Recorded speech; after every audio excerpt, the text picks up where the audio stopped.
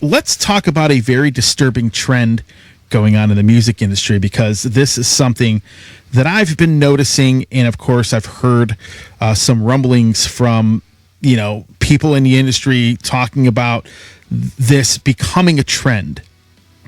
And the trend is this: there are some record labels in the metal scene that are slowly but surely not signing bands anymore, and kind of any kind of artists, as far as promoting new releases, they are sort of kind of pulling that back and not putting out new albums anymore. And they are going to be possibly some record labels next year who could only be pretty much putting out back catalog stuff, maybe opening an online store and just solely selling merchandise of not only the catalog that they own, but maybe wholesaling from other labels and selling stuff through their own mail order service. And they are going to stop signing any bands, not just new bands, but any metal bands at all. And I've noticed this because I've noticed on certain record labels, and I'm not going to really get into it now because I think there's going to be some stuff that's going to happen next year that's going to change quite drastically. And you're going to see a few record labels kind of not going under, but they're going to pretty much be putting out reissues, back catalog stuff, and kind of going into more of the merchandising and mail order business, because signing new bands or even promoting bands, it's just not as profitable for them as it used to be. Now, that's not everybody, but if you look closely on some of these heavy metal record label websites, you're going to see some labels signing up a ton of bands, and you're going to see labels that really aren't signing anybody, and they are not really listing a lot of new releases for pre-order as far as albums from artists that they've signed. And essentially, signed. And essentially, it's like they're almost dropping all of these bands from putting out new albums for them. So, and how did we get here, right? The music industry has been collapsing. It's like this slow, agonizing death for the last 25, 26 years. There's a really great documentary that talks a lot about it on Paramount Plus, and it's called How Music Became Free, or How Music Got Free. I don't remember the name of the title of it, but it's definitely very telling of what had happened. Now, the industry has collapsed since the advent of illegal downloading came into play. We are well past that. We are definitely into streaming now. I'm going to play you an interview clip, actually, before I get into this, and I'm going to get into more of the record label stuff here in a second. And folks, before I get into this clip, let me tell you this. If you look at bands, pay very close attention to what labels are signing what bands and where those established bands, what label they came from. Because if you do a little bit of detective work, you are going to see exactly which record labels are kind of steering away from ever putting out new releases again, as far as, like a traditional record label would. So this interview clip is actually from 2011. It's actually Blackie Lawless from Wasp. And I had asked, I posed a question. I basically had said to him, this was on my radio show. And we talked about, I was asking him, how has the music industry changed? Like, what was it like back in the old days compared to now? Now, keep in mind, this interview is from like 13 years ago. But it's a great overview of just how the industry pretty much collapsed and where it was headed back then. And it gives you a good insight of why it is where it is now. Check this interview clip out. This is Blackie Lawless. This is from back in 2011. Check it out. As an artist for you, what are some of the biggest differences between making a record now as opposed to maybe 20, 25 years ago? Well, we'll get a little more specific. Are you talking about recording-wise, or are you talking about what happens? Well, I'm just talking about in general how the music scene has developed. You have back in the day, you didn't have downloading, you had no internet, and you didn't have a lot of stuff like that. And how has the music scene changed for you? I mean, what are the differences for you? Night and day, and it's not just us. I mean, it's the industry in general, because the whole delivery system of the way records are done now is it's like I said, it's night and day because we all hated the majors. We refer to them as the evil empires, but the one thing that they could do is their delivery system, that factory machinery that they had, boy, when they decided they wanted to make something happen, it was a thing of beauty to watch it go into effect on a global level. And you don't have any delivery system like that anymore. I mean, the internet, as capable as it is, does not have the ability to harness entire groups of people and literally herd them in the same direction at the same time. So it's like I said, it's night and day, and it doesn't work the same way as it once did. The guy that developed the model that we used for 50 years was Emmett Erdogan. He was the president of Atlantic Records, and we all used that model, like I said, for 50 years. Well, the internet came along and destroyed that model, and no one has since been able to develop a working model of a delivery system that gets, and when I say delivery system, I'm talking about the ability to get music from the recording studio to the consumer's house, into a kid's stereo, and until a delivery system is put together that allows that to be done on a mass level, because people listen to me saying now, yeah, well, I'm getting music. Well, you are, but you're not getting it on a mass level like used to happen even 10 years ago, and that's the reason people say to me now, they go, I was doing an interview the other day, and they said, where are all the great new frontmen coming from? And I said, well, there aren't any. And I says, and he says, why? And I says, well, because that huge machinery, that huge machinery that were the majors, I said, that doesn't exist anymore. There's nothing there to allow a new band to allow it to grow. There's nothing to support it, to enable it to develop. So you ask me where all those new frontmen coming from? There ain't no more. You want to see Lemmy, you got to buy a ticket to Motorhead. You want to see Jeff Tate, you got to buy a ticket to Queensryche. When these guys are gone, they're gone, and they ain't coming back because there is no infrastructure set up to allow young bands to develop themselves the same way. I was telling this guy, says, any band that can headline festivals or play stadiums, you better check them out now while you can, because when they're gone, they're gone. They're endangered species. They ain't coming back. And that's a sad thing, and I wish it wasn't that way. And I hate to be a doom prophet, but it's the truth. It just is the way it is. The majors had the ability to harness huge numbers of people and get them to go in the same direction at the same time. The internet cannot do that.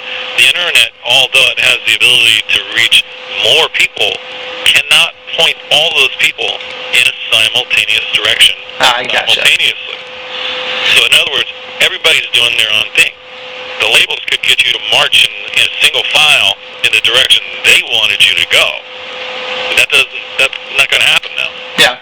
So do you think illegal downloading has really hurt things big time in the music industry? Well, you tell me. When you're listening to your local FM station and they're playing the same 50 songs over and over again, and everybody's screaming and hollering about how bad it is, well, the reason they're playing those same 50 songs is because they ain't got no new music. Yeah. It's a very simple process. When everybody crucified Lars 10 years ago for standing up to Napster, saying he was greedy and that we should be able to have the things that we want, they didn't realize what he was talking about. He understood that if he continued to do that, it wasn't the bands that you were hurting. You were going to destroy the factory where the stuff was being made. Yeah. If you destroy the factory, you destroy everything. I mean, we hated them out. They ripped off the fans, but more than that, they ripped off the bands. Yeah. We knew that. And he was trying to explain that to people, and nobody wanted to hear it. Okay, and that was Blackie Lawless from Wasp back in 2011 talking about, yes, the delivery system, where the music industry used to be and where it is now.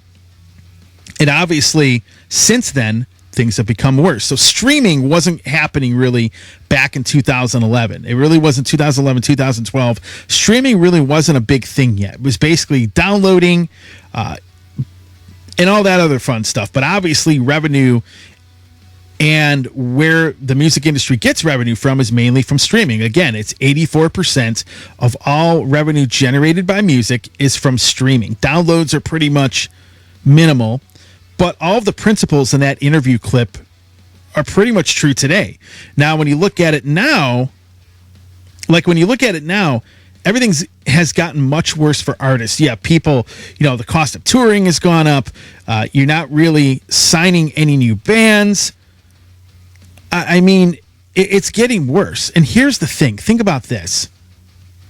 And I'll pose this question for you.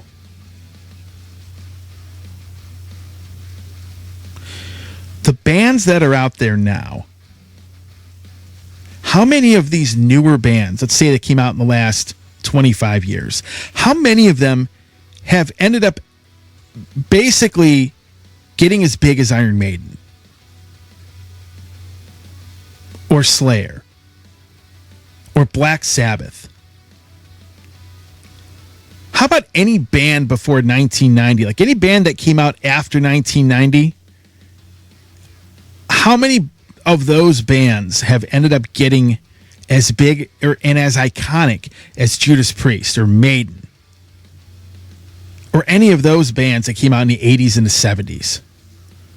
Because I can't name anybody.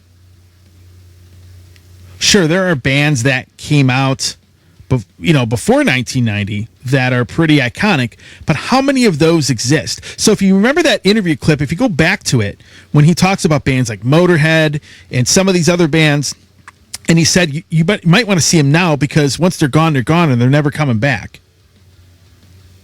Well, that's where we're at, folks. The industry, at least when it comes to the metal scene, in my opinion, is not very healthy. And when I talk healthy, I'm talking about from the perspective of a lot of new bands really gaining a big fan base, really getting as big as like an Iron Maiden or somebody like that. And the reason being is that there's nobody investing in them like the way bands were invested in way back in the day. I mean, let's call it for what it is, right? So when you look at a lot of these record labels, and to be honest with you, I kind of get where this comes from, because they're thinking to themselves, why would we want to sign any new bands or even take on any of these larger bands and pay huge sums of money to get them to come over here? Because it's just not as profitable, right? And that is something that is becoming more and more of a trend. You're going to see labels slowly but surely, many of them, they're going to be coming away from really promoting new releases and really signing new bands. You're going to see a lot of labels doing this to pretty much sticking to reissues, back catalog stuff from whatever band was signed to that label, and maybe going into merchandising and mail order. And that's what's going to happen. Because here's the thing. You don't have to, you don't really have to pay people. You don't have to put money into promotion. You don't have to put money into publicists. You don't have to really go out and spend a bunch of money on, promoting a band's tour. You don't have to do anything like that. You can get merchandise made. You can sell it. You can wholesale merchandise from other labels, and you could sell it through your store at a profit. And not only that, but you get to keep, most record labels, it all depends on the contracts, but a lot of them get money from streaming. They can get that streaming revenue and that money and have very little overhead, very little obligation to really promote any kind of new bands that, may or may not be, coming up for them, that may be coming, that may not be earning a profit. I mean, like I said, everything has become so much more expensive. So I think you are going to see that trend. Again, that interview clip from 2011, it's a disturbing trend because things have gotten much worse. And everything he said in that clip is 100% true. I hate to say that, but that is where we are at. And when I say iconic artists, I'm not talking about pop stars. I'm talking strictly the heavy metal scene. Like, who's going to be headlining Wacken down the road? Right? Like, once Iron Maiden's gone, once Halloween is gone, once a lot of these bands like Blind Guardian, once they retire, I mean, who's going to take over for these bands? Just, there really isn't anybody. There really isn't support for the younger artists. Labels don't invest in young artists the way they used to. They don't invest in their careers. Like, look at the Scorpions. This is a great example. The Scorpions, I think, before they really had a big record here in the United States, I think they had something like 5 or 6 albums. In fact, none of the Uli Roth albums really made any dent in the Billboard charts here. Right? But record labels slowly but surely invested in that band. Mercury Records, I believe, was the one that pretty much brought them to America, if I remember correctly. Invested a lot. And in fact, the first 2 releases on Mercury Records, I mean, they only were in like the top 50 or 60 albums in Billboard before they ended up getting their big album. So what I'm saying is you don't see that investment anymore, really. You just don't see it. You don't really see the time and effort and money put into promoting stuff the way that it was done before. And it's so oversaturated that it's really hard to sort of kind of differentiate or to really narrow it down to a series of artists that you want to check out. I mean, there's so many of them. And, you know, record labels, you know what purpose they serve, at least to me? Branding, right? Like, they're there for branding purposes. So in other words, if you're like, hey, I need to narrow down, I need to figure out what kind of artists to listen to, what do? You go to a record label website. Okay, these bands are on this label. They must be legit. It's like stamping a seal of approval on something, saying this must be legit. It's on your label, right? It's kind of like, if anybody remembers the old days with the original Nintendo, and they had the Nintendo seal of approval. And then you had some companies, like some third-party companies that would produce games, but they didn't pay for the seal of approval, or Nintendo really wasn't into those games. They didn't think they were high quality enough or whatnot, so they didn't give it the seal of approval. And folks, there were a ton of Nintendo games, but if they had the seal of approval, Nintendo was cool with them. You knew, okay, I'm going to buy that game, and I'm going to, because Nintendo approves it, boom. But would as many people buy that game if Nintendo didn't approve it, if it didn't have that seal? You know, so in other words, what I'm saying is, let's say you have Band A and Band B, right? Let us say they are both just as good musically. Just for the sake of argument. Band A is on a record label, Band B is not. Well, people are going to gravitate to Band A because there is a record label name and logo slapped onto the back of that album. People are going to be like, that's legit. So that's really, at this point, that's really what record labels have become, in my opinion. They're just like, it's like a seal of approval. It's like, okay, this label name is on your album, so that gives you legitimacy. That's what it's turned into. But there really is no actual real investment in an artist. Like, you're not going to see another Metallica, right? You're just not going to ever see that in the metal scene. You know, maybe not in this lifetime. Who knows? I mean, it could change. But right now, the way things are trending, they are trending down. Now, if you thought that interview clip with Blackie Lawless was pretty dismal, just think that things have become much worse. So look for that trend, folks. Pay very close attention. Like when you see, you know, there are labels too that will also pay like headhunter fees to managers to bring them to a certain label. That happens. I'm not going to name any names in that, but it happens. But pay very, very close attention. Pay very close attention to which bands are leaving what label and where they are going. Because you're going to start seeing a mass exodus, most likely, or a very slow one, from certain record labels in the metal scene elsewhere. Now, I'm probably going to get more in depth in that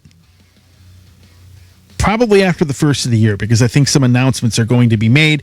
I don't want to preempt anything, because when people tell me stuff, I usually tell them I won't reveal who the source is, but that's definitely something that is going to start happening next year. It's happening now, but it'll be more apparent and more obvious after January. Hey everybody, Tony here from the Metal Command podcast. Again, I appreciate your support. Since 1998, I have hosted this show in one form or another, starting off in radio and now in the podcast format. Again, thanks for watching, and if you like what you see and hear on this show, by all means, please hit the subscribe button, hit the little bell to be notified anytime I do post a video, and if you see this program on any other form of social media, please give me a follow there. Again, I always appreciate your support.